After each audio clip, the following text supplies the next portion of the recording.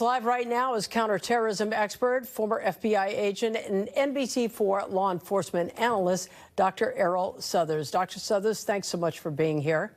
Thank you for having me.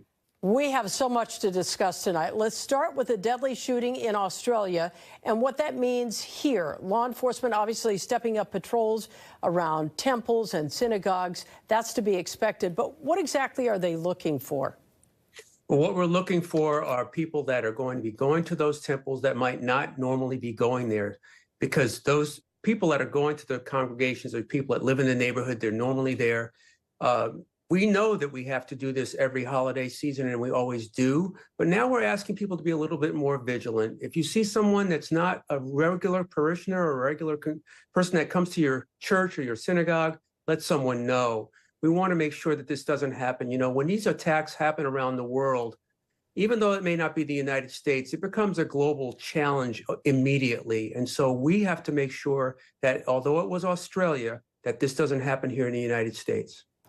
Dr. Southers, we just found out that ISIS flags were found with these two suspects in Australia. What does that tell you? Are they taking up the mantle of Hamas?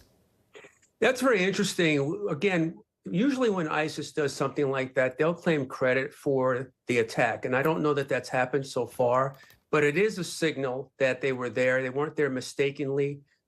They probably will take credit for this. But what it does is it's a demonstration of how far their reach can be. As you know, ISIS is based in the Middle East. And if they can stretch and have some effect in a country as far away as Australia, that's demonstrative of how they can impact and influence people essentially around the world. Let's move on to the terror attack, that plot that was discovered here in Southern California. As we said, 4 people arrested. What do we know about this group? I don't think I'd ever heard of the Turtle Island Liberation Front. Well, it's a very interesting name, Colleen. You know, Turtle Island's a term that's used by Indigenous Americans to refer to the North American continent. But this group, as we understand it, is dedicated to liberation through decolonization and tribal sovereignty. They believe that the working class will rise up against capitalism. What's really interesting about this group is, as you know, it's a homegrown group, and it's almost 20 years to the month where we disrupted another homegrown group that was going to attack Los Angeles in the JIS plot in 2005. But in this group, they again targeted United States locations, not sure which ones, but they were going to use IEDs and a simultaneous attack, which is a signature of organizations like this around the world. You just mentioned not sure which ones. We heard 4, not sure which ones. Why wouldn't that be made known through the FBI and that press conference we saw today?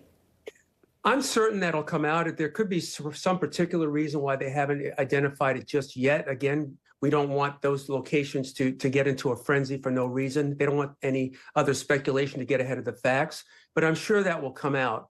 20 years ago, we knew the exact targets that they wanted to attack, but this plot was allegedly described in a document called Operation Midnight Sun. I would have to imagine that those targets were identified in that. I've not seen it, but I do believe that we probably will learn what those targets were. You mentioned this as homegrown terrorism. How does the FBI track this sort of thing? Is this kind of the tip of the iceberg? Well, Colleen, you're right. It's the tip of the iceberg. But again, like 20 years ago, it's the Joint Terrorism Task Force. My sources say that there was an informant in this group. And in the case of 20 years ago, we had them actually doing things pre-operationally, and they had made a mistake and dropped a wallet or a cell phone in one of the robberies that they were committing at the time. But it's tip of the iceberg because it just, again, shows how this is not a phenomenon that only happens overseas, regardless of the ideology. Although it may not be an ideology that's based here in America, it certainly can get traction here. And once people embrace it and they decide to engage, we have to make sure we have people out there. And this is a tremendous job by the Joint Terrorism Task Force to come together and stop a plot that was planning to happen in a matter of weeks. Dr. Southers, a lot of events coming up around the holidays here, you know, and even on the weekends we have sporting events. Best advice you would give people with regards to this sort of thing? Well, the first thing I would always say to people is be situationally aware. Understand where you are, understand who's around you. If you feel that you're in danger, call the police right away. You know, we live in a society now where everybody, if they feel they're in danger, they take out their phone because they want to become a journalist and video it. Get out of the way and call the police.